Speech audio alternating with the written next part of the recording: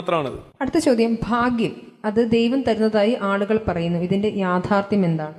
ഈ ഭാഗ്യം എന്ന് പറഞ്ഞു കഴിഞ്ഞാൽ ഇപ്പം നിങ്ങൾക്ക് ലോട്ടറി അടിക്കുന്നു. ഞാൻ സാധാരണ ഇതിൽ ഭാഗ്യത്തെക്കുറിച്ച് കുറേയധികം ഉദാഹരണങ്ങൾ വഴി അത് എക്സ്പ്ലെയിൻ ചെയ്യാൻ ശ്രമിച്ചിട്ടുണ്ട്. നിങ്ങളൊരു തോണിയിൽ പോകുന്നു, 10 പേരുണ്ട്, 9 ലൈഫ് ജാക്കറ്റ് മാത്രമേ ഉള്ളൂ, തോണി മുങ്ങാൻ പോകുന്നു. അപ്പോൾ നിങ്ങൾ നറുക്കെടുക്കുന്നു, ഒരാൾക്ക് കിട്ടാതിരിക്കുന്നു, ബാക്കി 9 പേർക്കും കിട്ടുന്നു.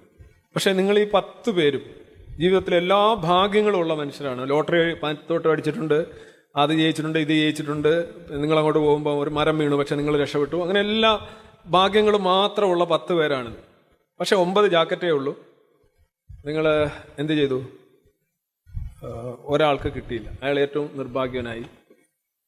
ഇനി ഇതേ ടെസ്റ്റ് തന്നെ ഈ തോണിയിൽ 10 നിർഭാഗ്യവാന്മാർ, എല്ലാ നിർഭാഗ്യങ്ങളും മാത്രം, ജീവിതത്തിലെ മുഴുവൻ നിർഭാഗ്യങ്ങൾ മാത്രം ഇങ്ങനെ പോയി എരന്ന് വാങ്ങിക്കുന്ന 10 പേര്, അവർ പോകുന്നു. ഇതേപോലെ 9 ജാക്കറ്റേ ഉള്ളൂ. അവിടെയും ഇതിടുന്നു, ലോട്ടിടുന്നു. അപ്പോൾ എന്താ സംഭവിക്കുന്നത്? അതിൽ 9 പേര് ഭാഗ്യവാന്മാരായി മാറും, ഒരാൾ അതായിട്ട് തുടരും. ഇവിടെ എന്താ നമ്മൾ കാണുന്ന യഥാർത്ഥത്തിൽ? നമുക്ക് അനുകൂലമായ ഒരു അവസ്ഥ, ഒരു ഫലം, ഒരു സാഹചര്യം, ഇതിനെ നമ്മൾ മലയാളത്തിൽ അല്ലെങ്കിൽ സംസ്കൃതത്തിൽ ഭാഗ്യം എന്ന് വിലയിരുത്തുന്നു. ഇതെപ്പോഴും ഉണ്ടാവും. ഇത് ഏറ്റവും നിർഭാഗ്യവാന്മാരുടെ ഇടയിലുണ്ടാവും, ഭാഗ്യവാന്മാരുടെ ഇടയിലുണ്ടാവും, വിശ്വാസികളുടെ ഇടയിലുണ്ടാവും, അവിശ്വാസികളുടെ ഇടയിലുണ്ടാവും. It's a favourable outcome for a person in a given situation. അതാണ് ഭാഗ്യം.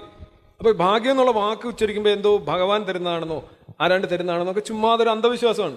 ഞാൻ പറയുന്നത് ധൈര്യമായിട്ട് ഭാഗ്യം എന്നുള്ള വാക്ക് ഉച്ചരിക്കാം. Because it's a favourable probability in a given situation. And it can happen in anybody's case, whether you are an atheist or a believer or whatever you may be.